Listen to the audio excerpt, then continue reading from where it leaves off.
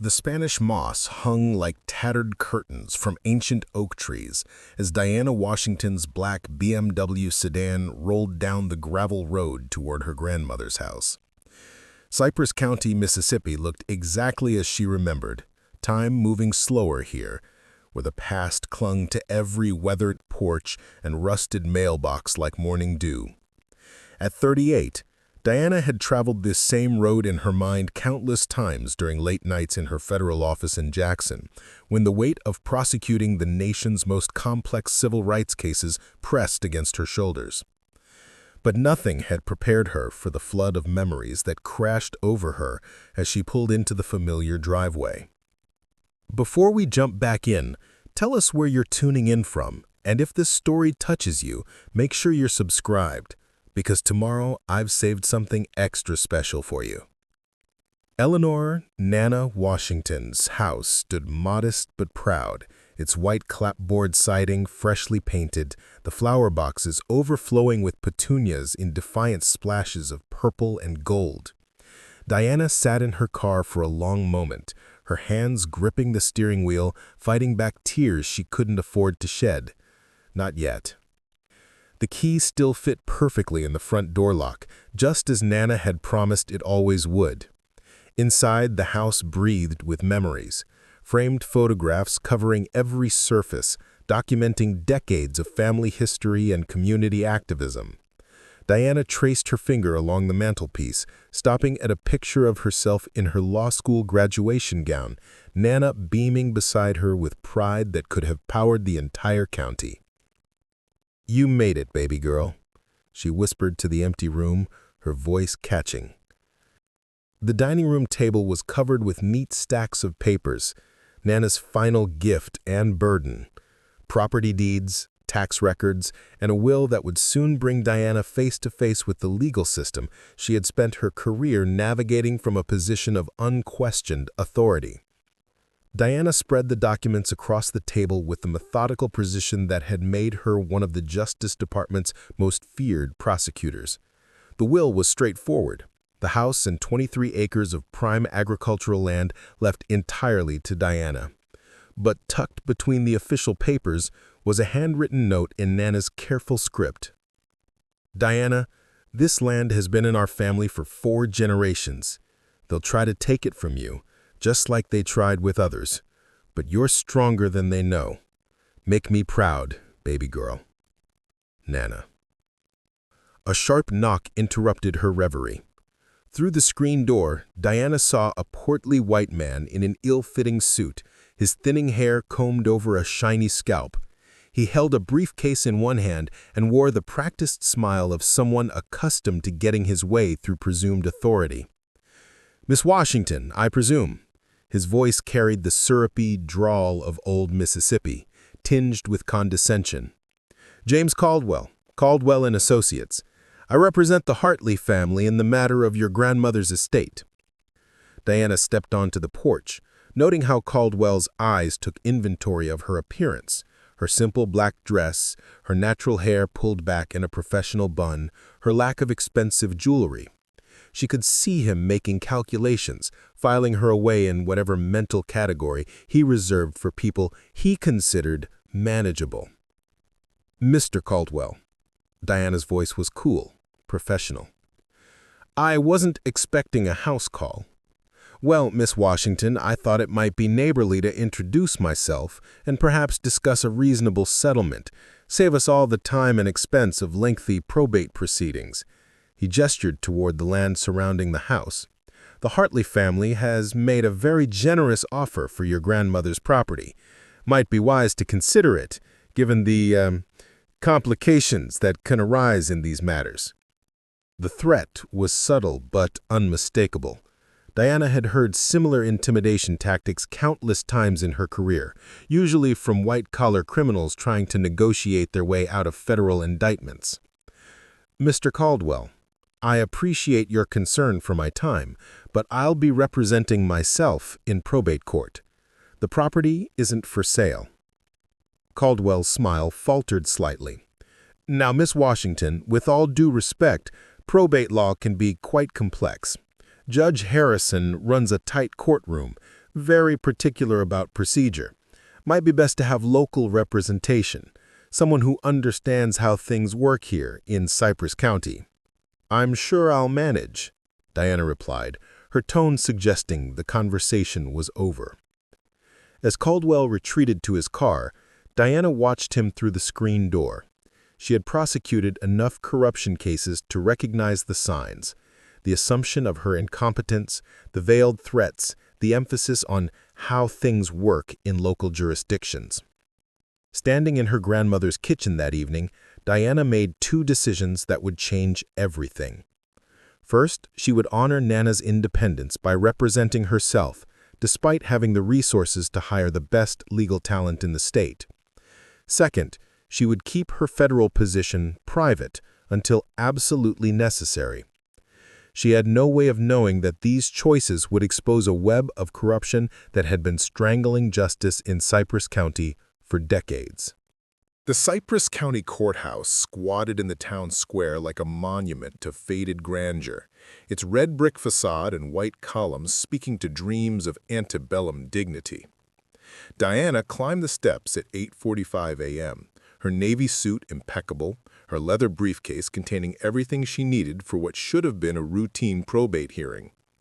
The courtroom felt frozen in time, with high ceilings, wooden pews that had witnessed generations of legal proceedings, and windows that filtered the morning light through decades of dust and neglect. A faded Confederate flag hung in a corner, officially part of a historical display, but positioned where every person entering the courtroom would see it.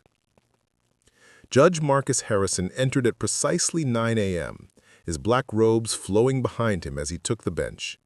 At 63, he commanded the room with the automatic authority of someone who had never been seriously challenged.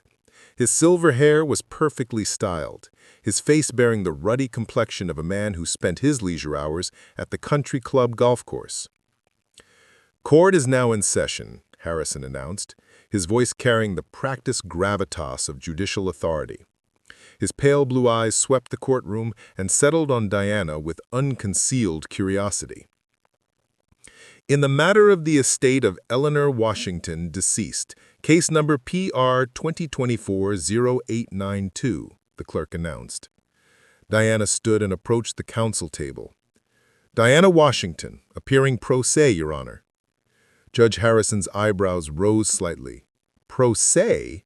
Ms. Washington, do you understand that you're representing yourself in a legal proceeding?" "Yes, Your Honor. I'm licensed to practice law." "Licensed where?" The question came sharper than necessary.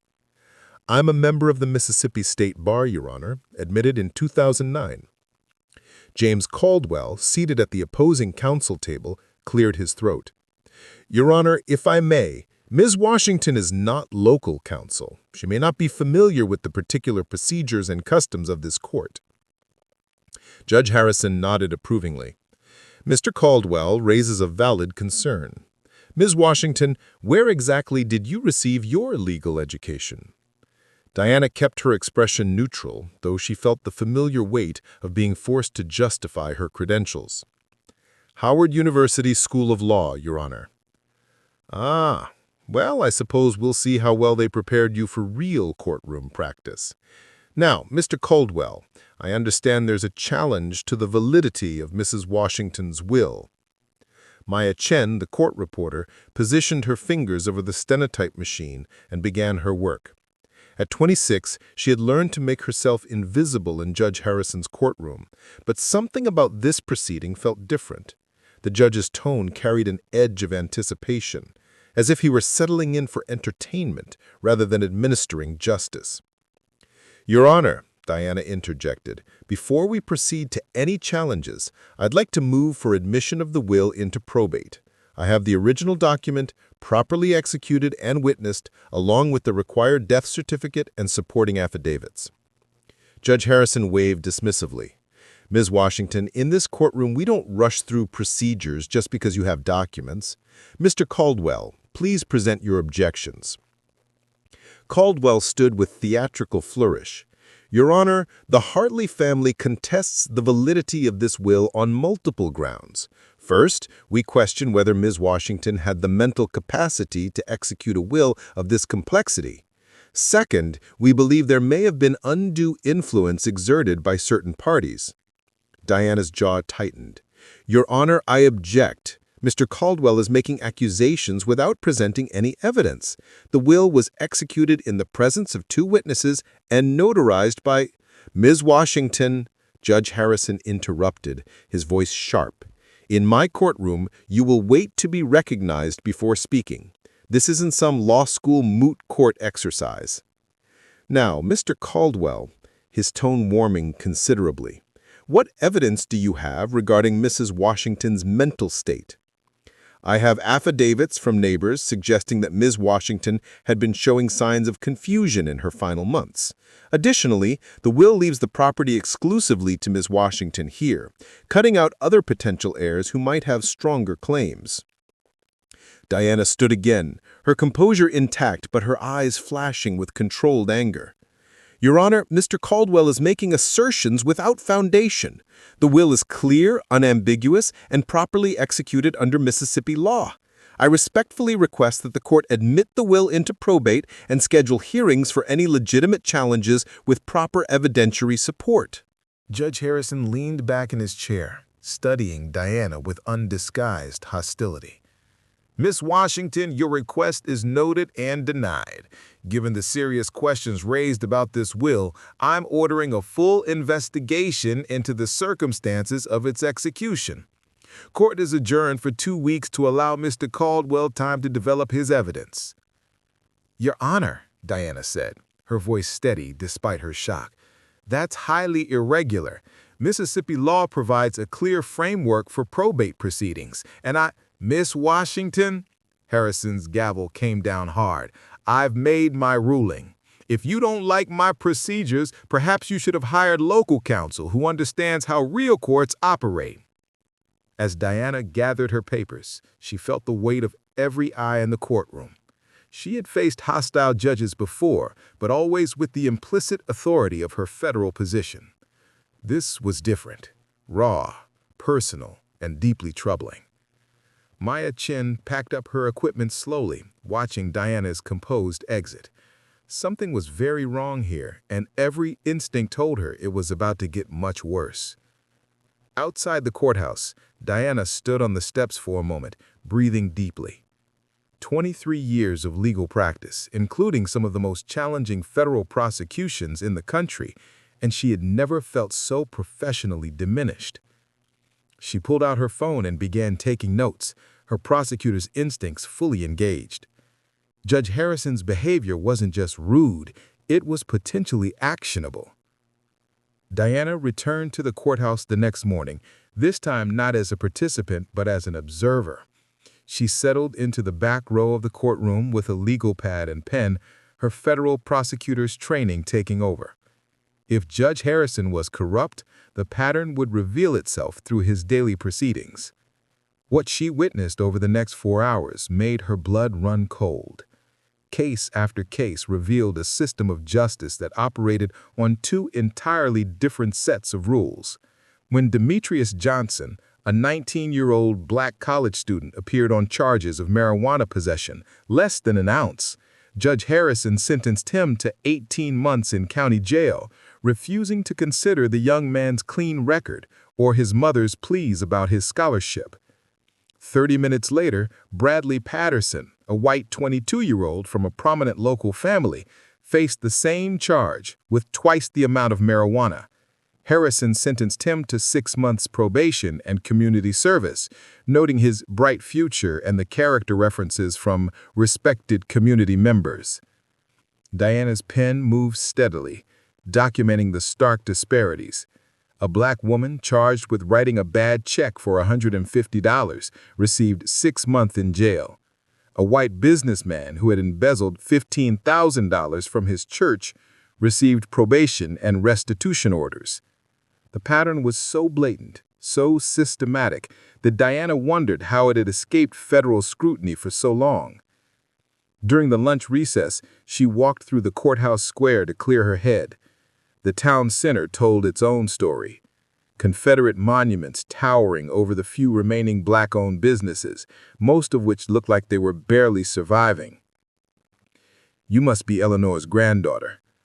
Diana turned to see a distinguished black man in his 60s approaching, his posture straight despite the weight of years.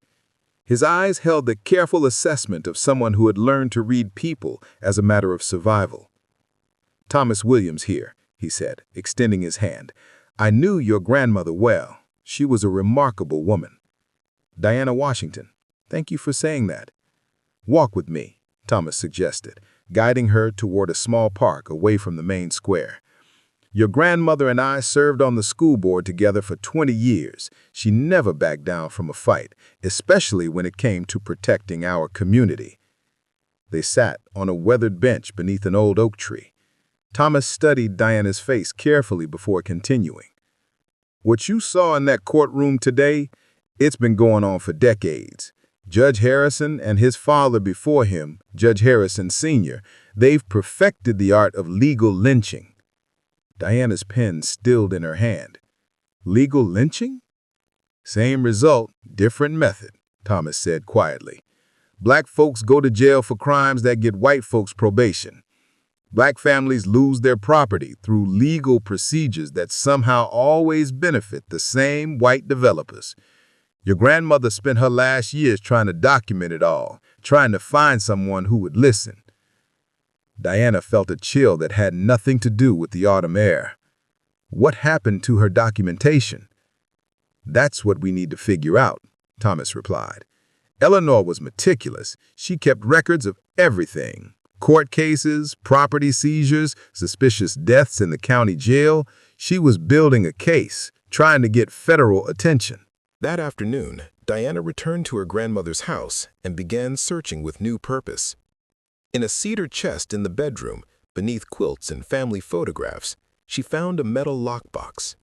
Inside were hundreds of pages of handwritten notes, newspaper clippings, and photocopied court records dating back 15 years. Her grandmother's careful handwriting detailed case after case of judicial bias, each entry dated and cross-referenced. Property seizures that benefited the same group of white developers. Bail amounts that kept black defendants in jail while white defendants walked free. Sentences that varied dramatically based on the color of the defendant's skin. But the most chilling discovery came in a folder marked Recent Concerns. Eleanor Washington had documented a pattern of suspicious deaths among black inmates in the county jail.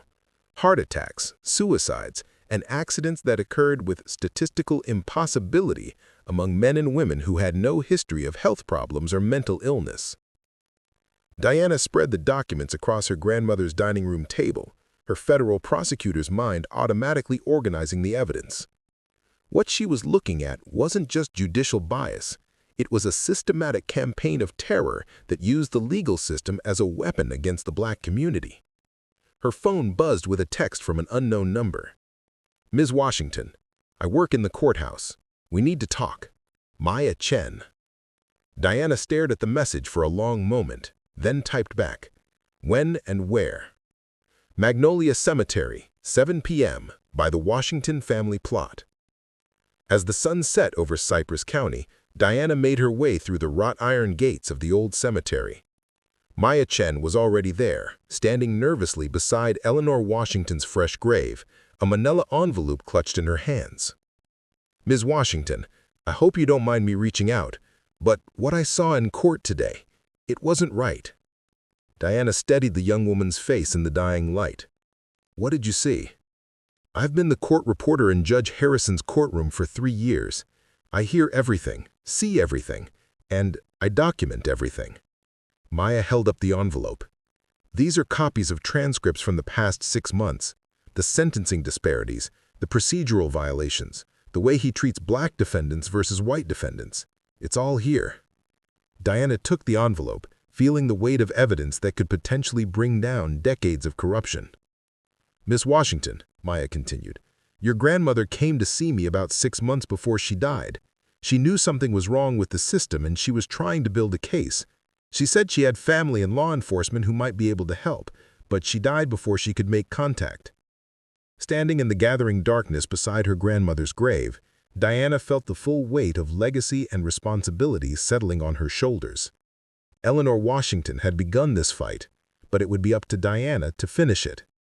What she didn't yet realize was that her federal credentials, carefully hidden since her arrival in Cypress County, would soon become the most powerful weapon in a battle that had been decades in the making. As she walked back to her car, Diana pulled out her phone and began composing a message to federal agent Lisa Rodriguez in Jackson. "Lisa, I need you to run a preliminary background check on Judge Marcus Harrison, Cypress County, Mississippi. Quietly."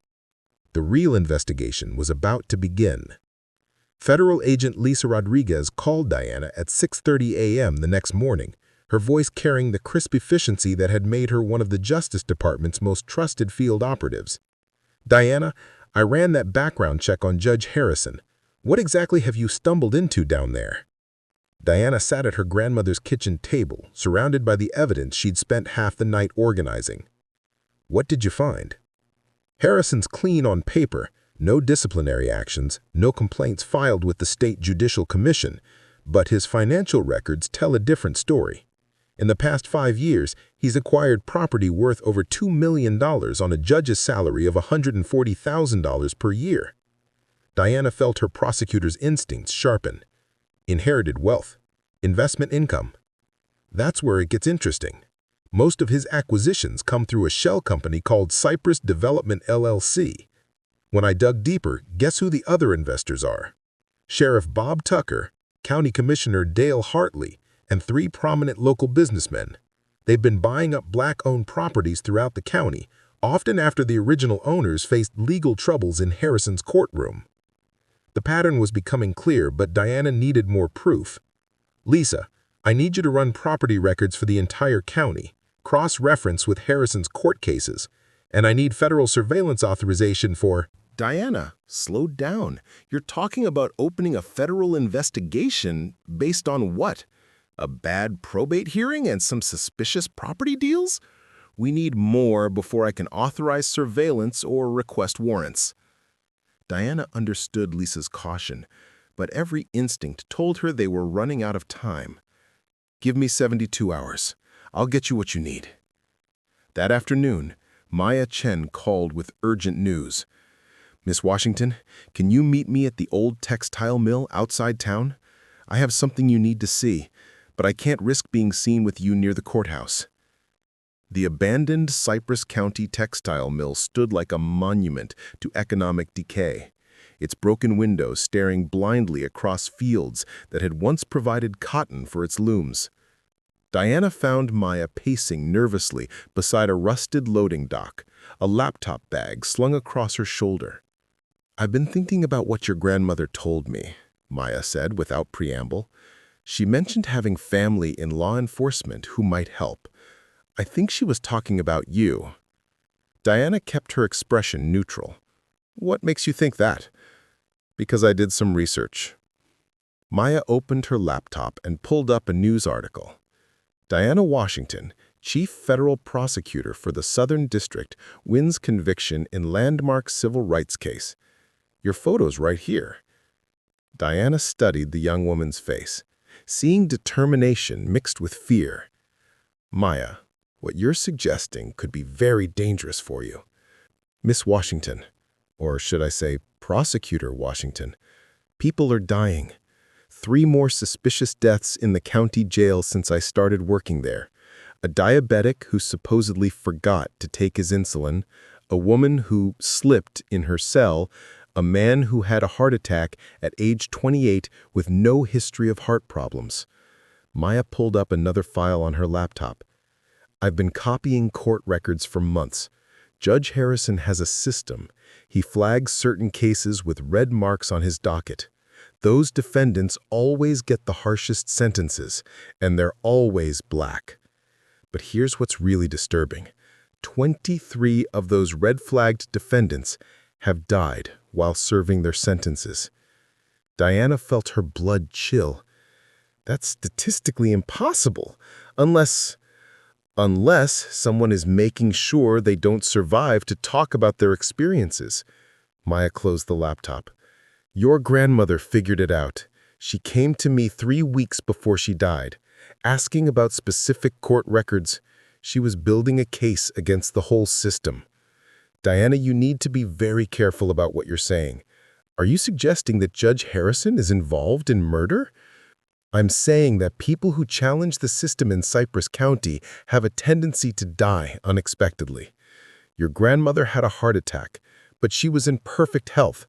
She jogged 3 miles every morning and had just passed a complete physical. Diana's hands clenched involuntarily. Her grandmother's death had seemed natural, a 78-year-old woman with a weak heart. But now, in the context of everything else they'd discovered, even that seemed suspect. There's more, Maya continued. Sheriff Tucker has been following you. He's got deputies watching your grandmother's house, your car, everywhere you go. They're documenting your activities. As if summoned by her words, a Cypress County Sheriff's patrol car cruised slowly past the mill entrance. Diana and Maya ducked behind the loading dock until it disappeared. Maya, I want you to copy everything. All court records, financial documents, anything you can access safely. But don't take any risks. If they suspect you're helping me, they'll add me to their list of problems to solve, Maya finished grimly. I understand, but Miss Washington, or should I say, Prosecutor Washington, people are dying. I became a court reporter because I believe in justice. What I've seen in that courtroom isn't justice. It's terrorism with a gavel. That evening, Diana called Thomas Williams and arranged to meet at his hardware store after closing time. She found him in his back office, a small room filled with decades of community memorabilia and business records. Thomas, I need to ask you something difficult. Do you think my grandmother's death wasn't natural? Thomas was quiet for a long moment, his weathered hands folded carefully in his lap. Diana, my grandmother came to see me 2 days before she died. She was scared, more scared than I'd ever seen Eleanor Washington. She said she had evidence that could bring down Harrison and his network, but she was afraid they were onto her. He reached into his desk drawer and pulled out a sealed envelope. She asked me to hold this for safekeeping, said if anything happened to her, I should give it to the right person. I think you're that person. Diana opened the envelope with trembling hands. Inside was a detailed map of Cypress County with properties marked in different colors, corresponding to a complex timeline of court cases, property seizures, and suspicious deaths. At the bottom, in her grandmother's careful handwriting, was a note. They killed Marcus Johnson last month, made it look like suicide. But Marcus told his wife he had information about the property seizures. They're eliminating witnesses. Be careful who you trust. The sheriff is part of it. E.W. Diana stared at the map, seeing her grandmother's final investigation spread before her. Every red mark represented a life destroyed, a family separated, a community wounded. Thomas, did my grandmother ever mention having copies of documents, evidence she was hiding? She was smart about that. Paranoid maybe, but smart. She told me she had multiple copies of everything hidden in different places. Said if they came after her, the truth would still survive. Diana felt a surge of hope mixed with dread. Her grandmother had anticipated her own murder and had taken precautions. The evidence was still out there, waiting to be found. But first, Diana had to survive long enough to use it. The next morning brought a new level of hostility to Judge Harrison's courtroom. Diana arrived early, taking her usual seat in the back row with her legal pad and pen. She had barely settled in when the judge entered, his eyes immediately finding her and narrowing with undisguised contempt. "Ladies and gentlemen," Harrison announced, his voice carrying to every corner of the courtroom.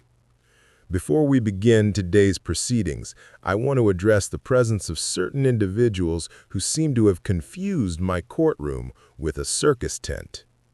Diana felt every eye turned toward her, but she maintained her composure, continuing to write in her notebook. Some people seem to think they can waltz into Cypress County and observe our proceedings as if they were entertainment. Let me be clear, this is a court of law, not a sociology experiment. Maya Chen's fingers trembled slightly over her stenotype machine, but she continued recording every word. Now, in the matter of Johnson versus the state, how does the defendant plead? What followed was another display of the systematic racism that had defined Judge Harrison's courtroom for decades.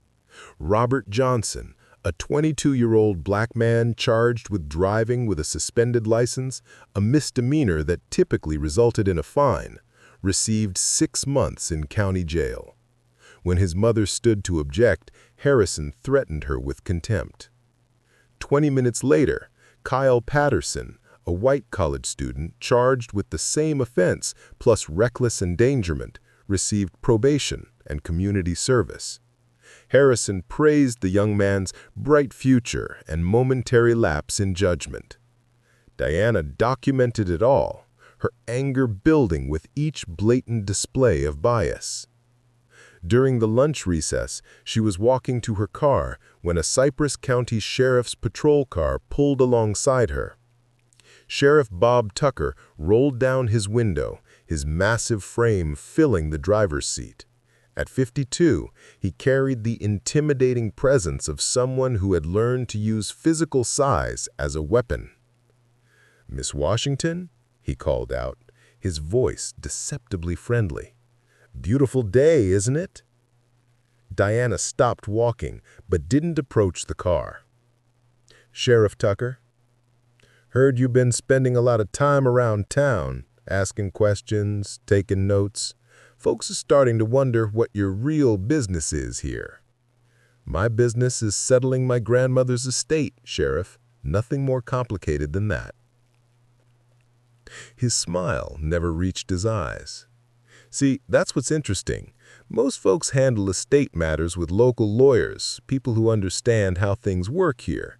But you seem determined to do things the hard way. Diana felt her federal prosecutor instincts taking over, recognizing the threat behind Tucker's casual words. "Sheriff, if you have official business with me, I'd be happy to discuss it. Otherwise, I have appointments to keep." "Oh, I think we understand each other just fine. Just remember, Miss Washington, Cypress County can be a dangerous place for people who don't know where they belong. Accidents happen. People get lost on back roads. Cars break down in isolated areas. You being from out of town and all might want to be extra careful." The patrol car drove away, leaving Diana standing in the courthouse parking lot with her heart pounding. She had been threatened by organized crime figures, corrupt politicians, and white-collar criminals. But there was something particularly chilling about Tucker's casual menace. That afternoon, driving back to her grandmother's house, Diana noticed the same patrol car following her at a distance. When she stopped at a red light, Tucker pulled alongside her again. This time, he didn't speak. He simply looked at her with dead eyes and smiled.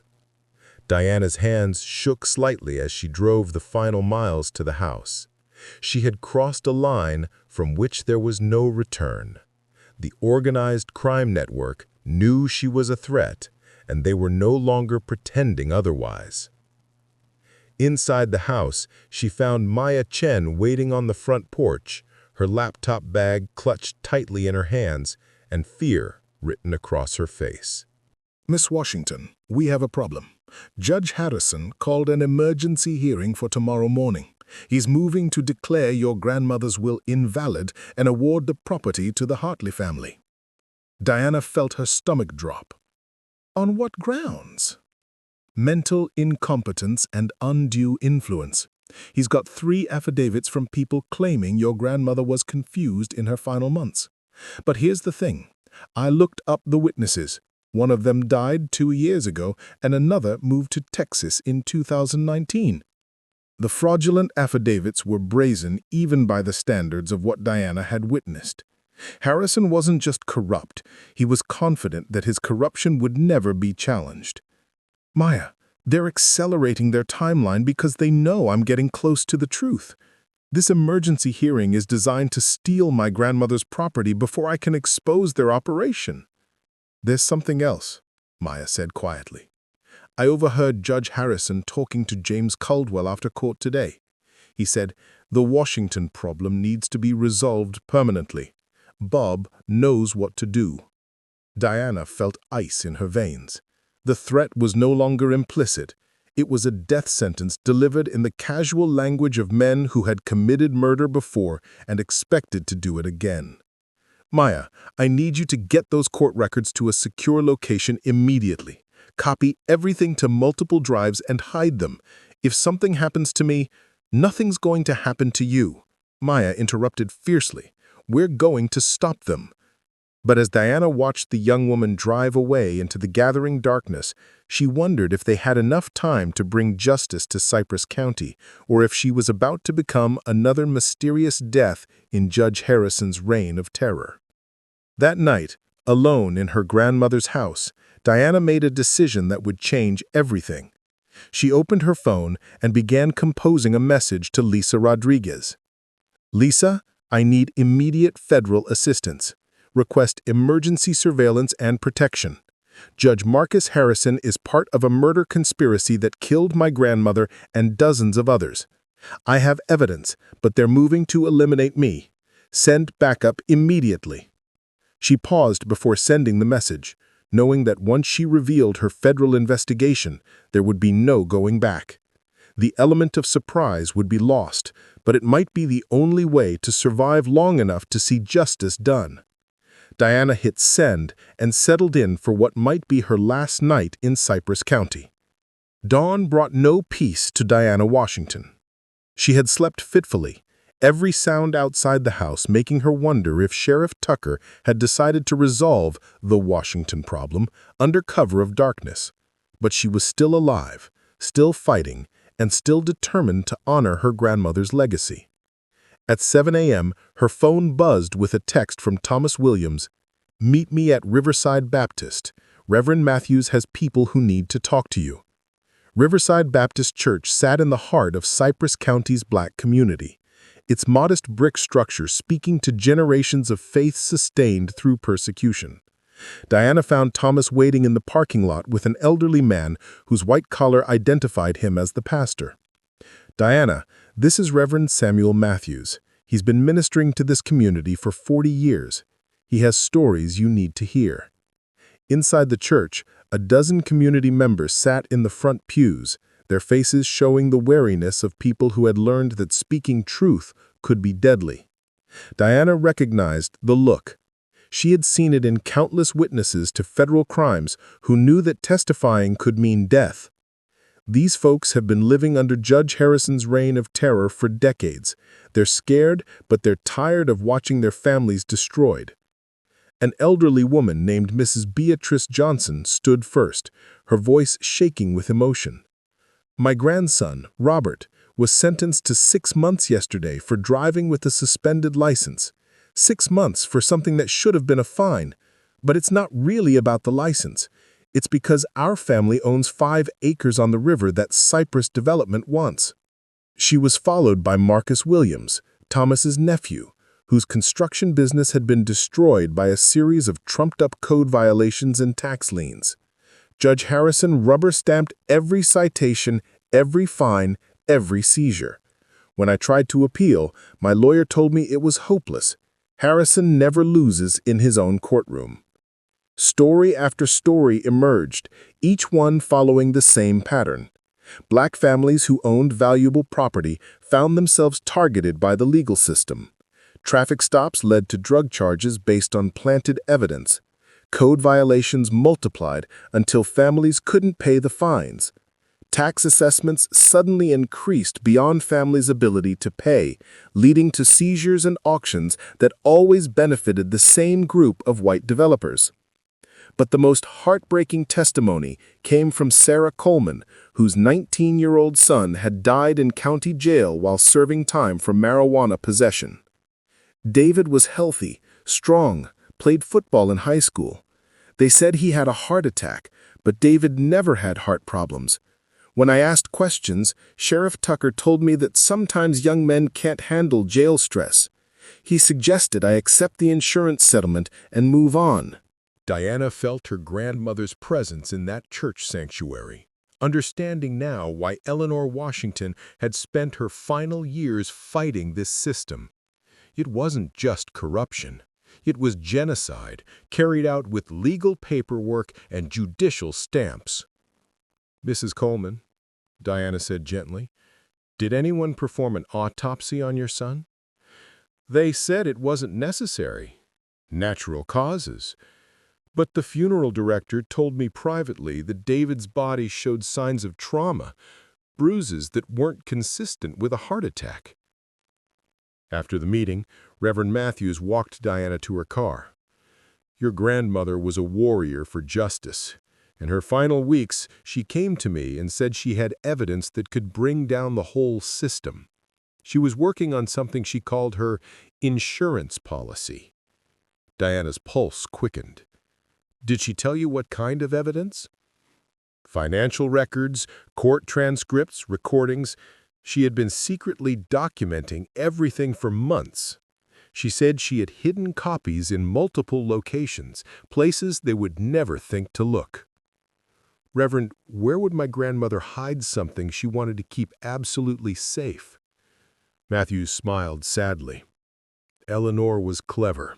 She knew they might search her house, her car, even her safety deposit box, but there was one place she considered sacred, untouchable." He pointed toward the church cemetery behind the building. "Your great-grandfather's grave. Eleanor visited it every Sunday after service, always alone, always carrying a small bag. I thought she was leaving flowers, but now I think she was leaving something more important." Diana felt a surge of hope mixed with dread. Her grandmother had anticipated her own murder and had taken precautions to ensure the evidence would survive. That afternoon, Diana returned to the cemetery with a small shovel, telling herself she was simply tending to family graves. Her great-grandfather's headstone stood among the older markers, weathered by decades of Mississippi sun and rain. At the base of the headstone, partially hidden by overgrown grass, Diana found what looked like a small landscaping stone. When she lifted it, she discovered it was actually the top of a waterproof container buried just beneath the surface. Inside the container was her grandmother's true legacy, a thumb drive containing financial records, court transcripts, and audio recordings that documented the full scope of the conspiracy. Bank records showed payments from Cypress Development to Judge Harrison's personal accounts. Recordings captured conversations between Harrison, Tucker, and local business leaders discussing specific targets for elimination. But the most damaging evidence was a ledger in her grandmother's handwriting listing 27 suspicious deaths over the past decade, complete with dates, circumstances, and connections to property seizures or development projects. At the bottom of the ledger, Eleanor Washington had written her final message. "To whoever finds this, I know they will kill me before I can use this evidence, but the truth must survive. These people have turned our legal system into a weapon of terror. They must be stopped. Trust no one in local law enforcement. Only federal intervention can bring justice. Love always, Nana." Diana sat in the cemetery for a long time, holding her grandmother's final gift and feeling the weight of responsibility settling on her shoulders. She had the evidence needed to destroy the corrupt network, but using it would mean revealing her federal authority and abandoning any pretense of investigating quietly. As the sun began to set over Cypress County, Diana made her choice. She pulled out her phone and called Lisa Rodriguez. "Lisa, I'm sending you everything. Financial records, recordings, witness statements. Enough to prosecute under federal RICO statutes. I need you to coordinate with the FBI for immediate arrests." "Diana, are you sure about this? Once we move, there's no going back." Diana looked at her grandmother's grave, thinking of all the lives lost to Harrison's reign of terror. There was never any going back. These people murdered my grandmother and dozens of others. Tomorrow morning, I'm going to walk into that courtroom and end this once and for all. As she drove back through the gathering darkness, Diana Washington, Chief Federal Prosecutor for the Southern District, began preparing for the most important case of her career. Justice had been denied in Cypress County for too long. Tomorrow, the scales would finally balance. The emergency hearing began at 9 a.m. sharp, with Judge Harrison entering his courtroom like a man attending his own coronation. Diana sat at the defendant's table, acutely aware of the hostile energy radiating from every corner of the room. James Caldwell was practically glowing with anticipation, his briefcase bulging with fabricated evidence. "In the matter of the estate of Eleanor Washington, deceased, emergency hearing on the validity of the decedent's will," the clerk announced. Your Honor, Caldwell began with a theatrical flourish, we have compelling evidence that Mrs. Washington was suffering from severe dementia in her final months. These affidavits from concerned neighbors detail numerous instances of confusion, memory loss, and erratic behavior. Diana rose to object, but Harrison waved her down dismissively. "Miss Washington, you'll have your turn to speak after Mr. Caldwell has presented his case." What followed was a masterpiece of legal theater designed to steal her grandmother's property. Caldwell presented 3 sworn affidavits detailing Eleanor Washington's alleged mental decline, complete with dates, times, and specific incidents of confusion. Diana recognized the performance for what it was. She had seen similar fraudulent presentations in federal court, usually from defendants desperate to avoid conviction. But Harrison was treating Caldwell's obvious fabrications as gospel truth. "Your Honor," Diana interjected, "I'd like to cross-examine these witnesses and verify their statements." Harrison's eyes flashed with annoyance.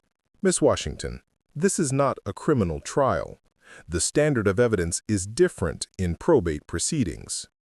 The standard should still include basic truthfulness. One of these alleged witnesses died in 2022, according to public records. Another moved to Texas 3 years ago." The courtroom fell silent. Maya Chen's fingers flew over her stenotype machine, capturing every word of what was becoming an open display of judicial fraud.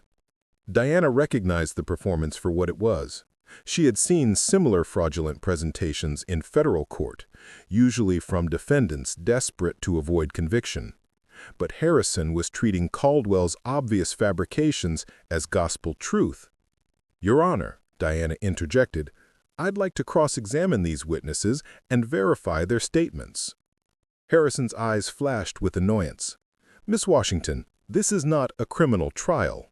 The standard of evidence is different in probate proceedings. The standard should still include basic truthfulness. One of these alleged witnesses died in 2022, according to public records. Another moved to Texas 3 years ago." The courtroom fell silent. Maya Chen's fingers flew over her stenotype machine, capturing every word of what was becoming an open display of judicial fraud. Judge Harrison's face flushed red. "Miss Washington, are you suggesting that this court cannot distinguish between reliable and unreliable evidence?" "I'm suggesting that the court examine the evidence more carefully before accepting affidavits from dead people." The gavel came down like a gunshot. "Miss Washington, you are in contempt of this court. Your disrespectful attitude and unfounded accusations are disrupting these proceedings." Diana felt the familiar chill of injustice, but also the clarity that came with knowing she was about to reveal her federal authority. Your Honor, I object to being held in contempt for pointing out factual inaccuracies in sworn statements. Your objection is noted and overruled. Harrison's smile was predatory. Sheriff Tucker, please place Miss Washington under arrest for criminal contempt of court. She'll be held in county detention until she learns proper respect for judicial proceedings. Sheriff Tucker approached with obvious relish, handcuffs already in hand. Stand up and turn around, he commanded, his voice carrying the satisfaction of a man who had waited too long for this moment. Diana allowed herself to be handcuffed, maintaining her dignity even as whispers filled the courtroom. As Tucker led her toward the exit, she caught Maya Chen's eye and nodded almost imperceptibly. Maya understood. The court reporter would document everything that happened next. The Cypress County jail smelled of industrial disinfectant and human desperation. Diana was processed through booking like any common criminal, fingerprinted, photographed, and strip-searched by female deputies who seemed to take particular pleasure in humiliating her. "Welcome to the County Hilton," Deputy Karen Wilson sneered as she led Diana to a cell in the women's wing. "Hope you enjoy your stay." The cell was a concrete box with a steel toilet, a thin mattress on a metal frame, and fluorescent lighting that never dimmed. Diana sat on the edge of the bed, using her years of federal prosecutor experience to analyze her situation objectively. She was being held illegally. Contempt of court required specific findings that Harrison had never made. Her detention was designed to intimidate her into dropping her challenge to the estate proceedings. What Harrison and his co-conspirators didn't know was that federal agents were already moving to coordinate her rescue. Around midnight, Sheriff Tucker arrived at her cell, his massive frame filling the doorway. "Comfortable, Miss Washington? I do hope you're reconsidering your attitude toward our local legal system." Diana looked up calmly. "Sheriff, this detention is illegal, and you know it." Tucker's laugh was harsh. "Illegal? Miss Washington, you're in Cypress County now. I define what's legal here." He leaned against the cell bars. "Your grandmother thought she was smarter than the system, too. Look how that worked out for her." The threat was explicit now. Tucker was admitting to her grandmother's murder. Diana filed every word away in her memory, knowing it would be crucial evidence in federal court. "Here's what's going to happen. Tomorrow morning, you're going to go back to court, apologize to Judge Harrison, and withdraw all objections to the estate settlement. Then, you're going to pack up and leave Cypress County forever." "And if I refuse?" Tucker's smile was cold. "Then you'll join your grandmother in Magnolia Cemetery. Prisoners die in jail all the time. Heart attacks, accidents, suicides. Very sad, but these things happen." After he left, Diana lay on the thin mattress staring at the ceiling. In the cells around her, she could hear the sounds of other women trapped in Harrison's system, crying, arguing with guards, calling out to family members who couldn't help them. Around 3 a.m., she heard a whispered voice from the next cell. "You the lady causing trouble for Judge Harrison?" "I'm the lady trying to settle my grandmother's estate," Diana replied carefully. "My name's Keisha. Been here 3 months on drug charges, waiting for trial. Heard the guards talking about you." The voice paused. "Your grandmother, she was a good woman. Tried to help my family when we lost our house." Diana felt a connection to this invisible neighbor. "What happened to your house?" "Code violations, tax liens, the usual. Judge Harrison rubber-stamped everything. We couldn't afford lawyers to fight it." Keisha's voice broke slightly. Your grandmother tried to organize legal help for families like mine. She said someone needed to stop these people. As dawn approached, Diana realized that her night in jail had shown her something crucial: the human cost of Harrison's corruption. Every woman in this facility was someone's daughter, mother, or sister, trapped in a system designed to destroy black families and communities. She was more determined than ever to honor her grandmother's legacy and bring justice to Cypress County. Diana was released at 8 a.m., just in time for the resumed hearing. Sheriff Tucker personally escorted her back to the courthouse, his hand resting casually on his service weapon. "Remember our conversation," he murmured as they climbed the courthouse steps. "Judge Harrison is expecting an apology and full cooperation." The courtroom was more crowded than Diana had ever seen it. Word had spread through the black community about her arrest, and dozens of residents had gathered to witness what they expected would be another miscarriage of justice. Judge Harrison entered with theatrical pomp, his black robes flowing as he took the bench. His satisfaction was visible. He believed he had broken Diana's spirit and could now steal her grandmother's property without further resistance. "Court is in session," he announced. "Ms. Washington, I trust your night in county detention has given you time to reflect on your behavior." Diana stood, her posture erect and her voice steady. "Your Honor, I've had considerable time to reflect." "Excellent. Are you prepared to apologize to this court and withdraw your objections to the estate settlement?" Maya Chen positioned her hands over her stenotype machine, her heart racing. She had spent the night copying court files and uploading everything to secure servers, knowing that whatever happened next would determine the future of justice in Cypress County.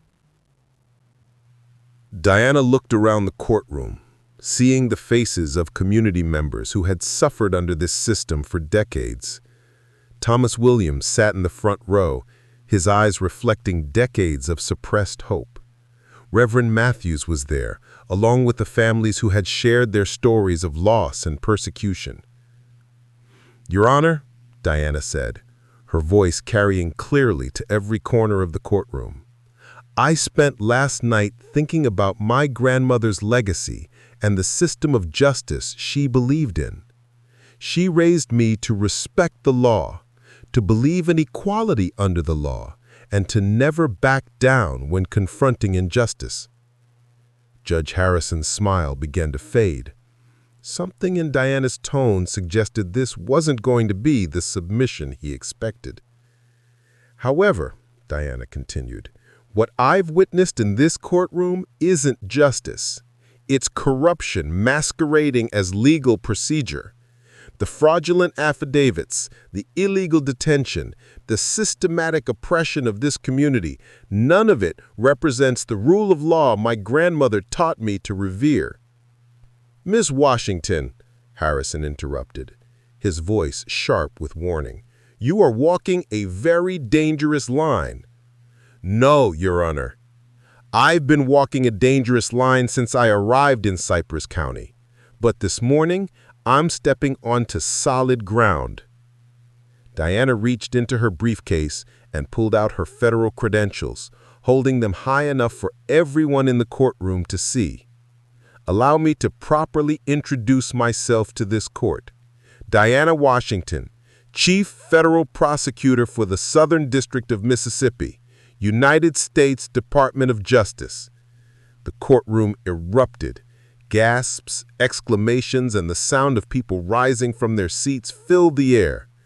Judge Harrison's face went white, then red, then white again. "For the past week," Diana continued, her voice cutting through the chaos, I have been documenting federal civil rights violations, corruption, and what appears to be a conspiracy involving murder and property theft. This court is now the subject of a federal investigation. James Caldwell was on his feet, stuttering protests. Your Honor, this is highly irregular. She can't just— Mr. Caldwell, Diana interrupted. You are now a subject of federal investigation for fraud, conspiracy, and violation of civil rights under color of law. Judge Harrison found his voice, though it shook with rage and fear. I don't care what federal position you claim to hold. In this courtroom, I am the authority. Not anymore. The courtroom doors opened, and federal agent Lisa Rodriguez entered with a team of FBI agents, their credentials clearly visible. The sight of federal law enforcement in Cypress County's courthouse was unprecedented and electrifying. Judge Marcus Harrison, Agent Rodriguez announced, her voice carrying absolute authority. You are under arrest for conspiracy, civil rights violations, and deprivation of rights under color of law. Harrison rose from his chair, his face a mask of disbelief and panic. You cannot arrest a sitting judge. I have judicial immunity. Judicial immunity doesn't cover criminal conspiracy, and it certainly doesn't cover murder. Sheriff Tucker made a move toward his weapon, but FBI agents were already positioned around the courtroom. Sheriff Robert Tucker, you are also under arrest. The next few minutes were chaos as federal agents moved to arrest the co-conspirators. James Caldwell tried to flee through a side exit, but was apprehended before reaching the door. County Commissioner Dale Hartley, who had been sitting quietly in the gallery, was also taken into custody. Throughout it all, Diana stood at the center of the storm, watching decades of corruption finally face justice. The community members who had gathered to witness another defeat instead saw the impossible. Federal agents arresting the men who had terrorized them for years. Thomas Williams approached Diana as the arrested officials were led away in handcuffs. Tears streamed down his weathered face. Your grandmother would be so proud. Eleanor always said that justice delayed isn't justice denied. It's just justice waiting for the right person to deliver it. Maya Chen rushed over, her eyes bright with excitement and relief. Miss Washington, Prosecutor Washington, I recorded everything. Every word, every illegal procedure, every violation. It's all documented. Diana felt a weight lifting from her shoulders that she hadn't even realized she'd been carrying. Her grandmother's murder would finally be avenged. The families who had lost their homes and loved ones would finally see justice. But more than that, the reign of terror that had gripped Cypress County for decades was finally over. The courtroom had never been so silent.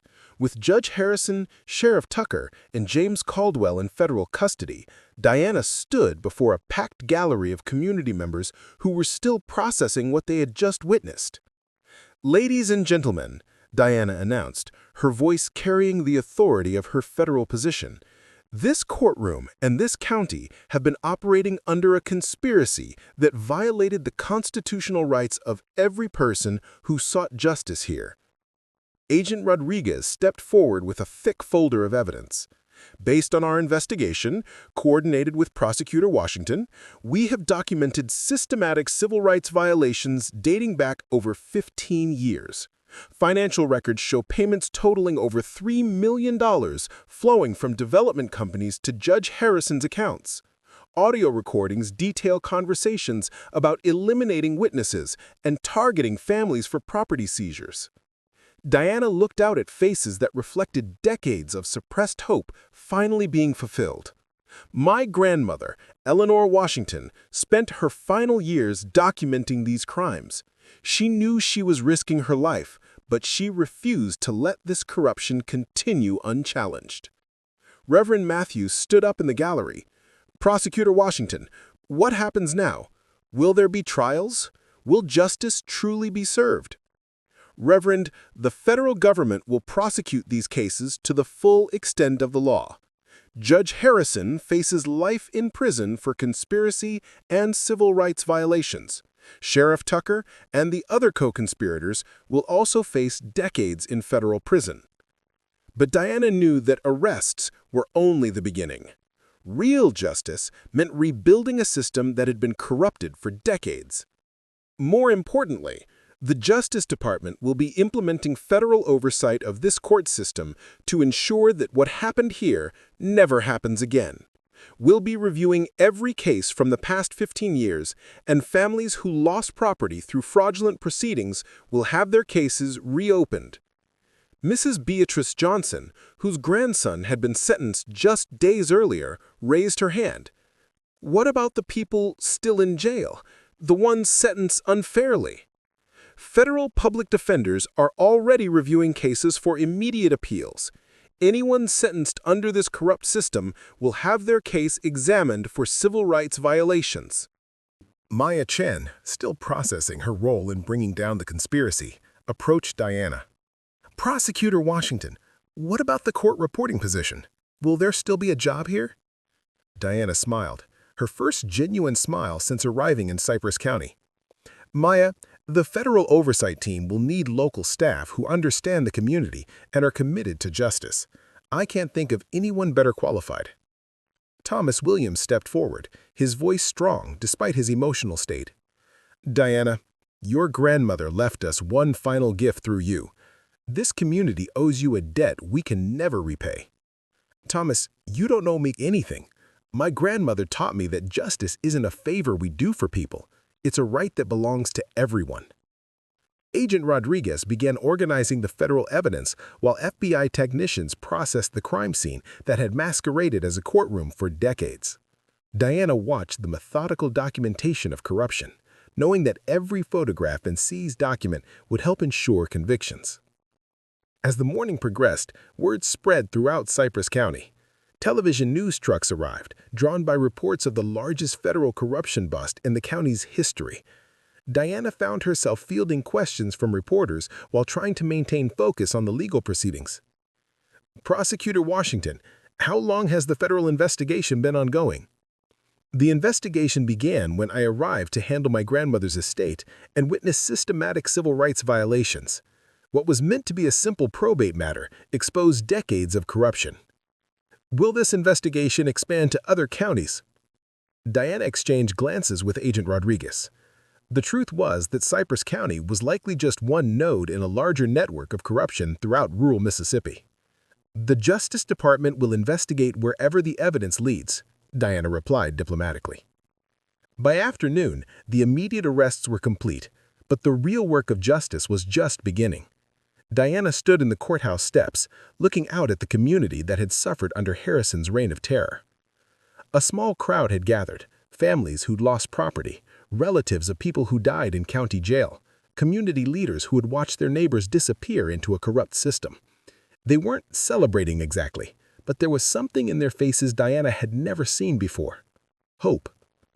Folks, Diana called out, "Today marks the end of one chapter and the beginning of another. The federal government will remain involved in this community until we're confident that justice is truly blind to color, that the courthouse serves everyone equally, and that what happened here never happens again." An elderly woman Diana didn't recognize approached her. "Miss Washington, my name is Dorothy Franklin. Judge Harrison took my family's farm 15 years ago through tax liens we couldn't afford.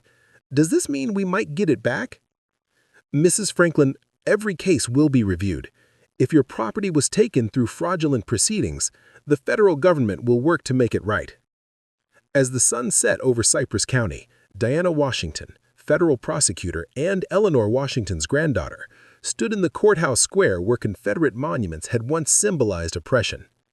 Today, federal agents had arrested the architects of a system designed to destroy black families and communities. Her grandmother's fight for justice had finally been won, not through violence or vengeance, but through the patient application of federal law and the courage of people who refused to accept corruption as normal. The scales of justice, so long weighted against the powerless, were finally beginning to balance.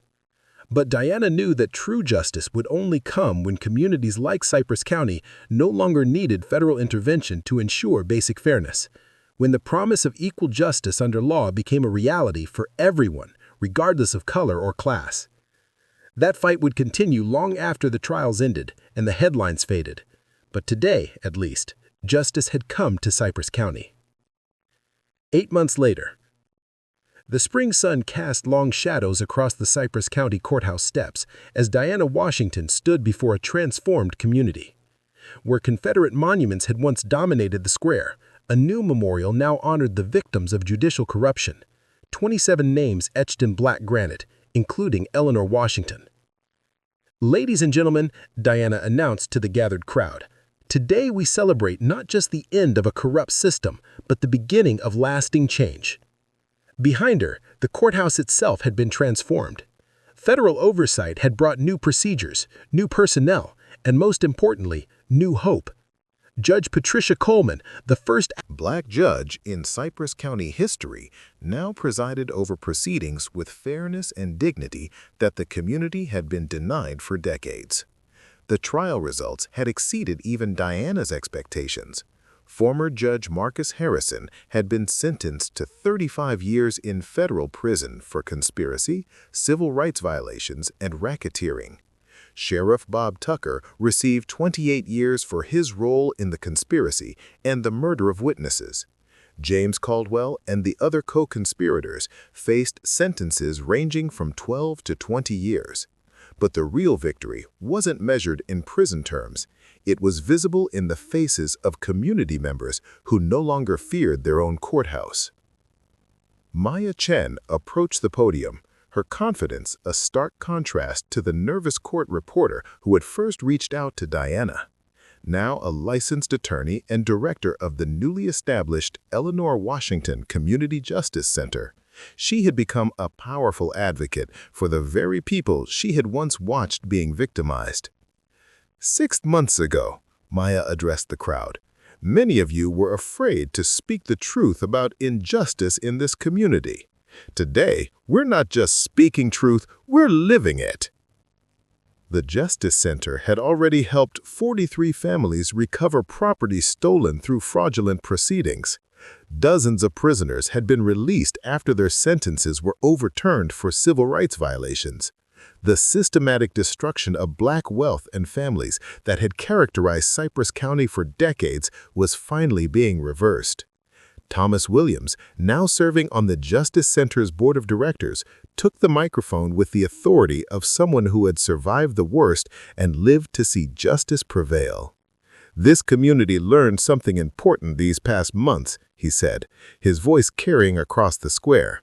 "Justice isn't something that happens to us, it's something we make happen.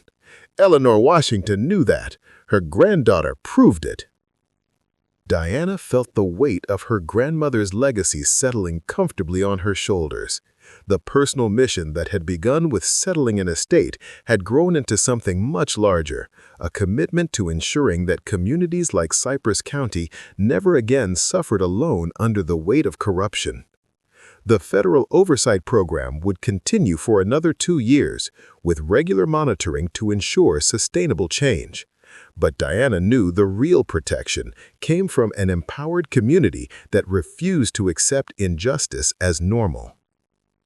As the ceremony concluded, Diana walked through the crowd, greeting families whose lives had been transformed by the federal intervention.